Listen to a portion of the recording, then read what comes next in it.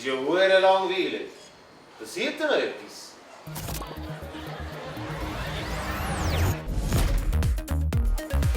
Der April macht, was er will und am 1. Mai hat man frei. Und was macht der Zürcher, wenn er frei hat?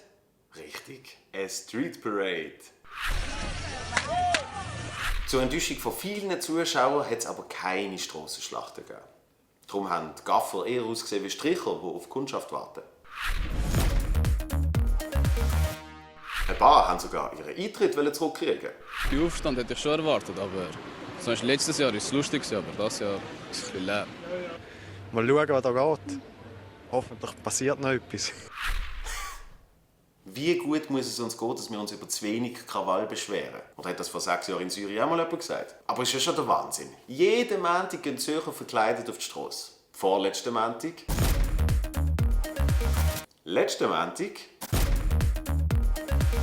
Und nächsten Montag. In Zürich kann man sich also eigentlich immer verkleiden. In Basel braucht es dafür schon eine eigene Messe.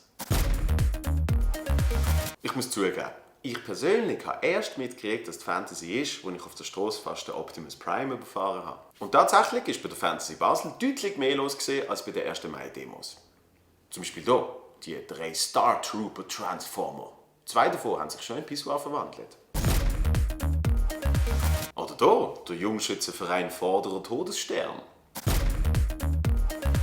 Und dieser Cosplayer ist als Roger Federer gegangen. Nur das Kostüm ist ein bisschen unglaubwürdig. Und wenn wir es schon von dir haben,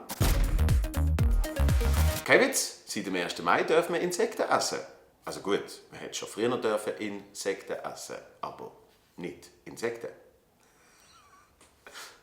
Gibt es schon Insekten? Sogenannte Insekten? Aber egal, willkommen im 2017. Würmer essen. Früher noch eine Mutprobe, heute Menü 2. Ein grosser Vorteil hat es natürlich.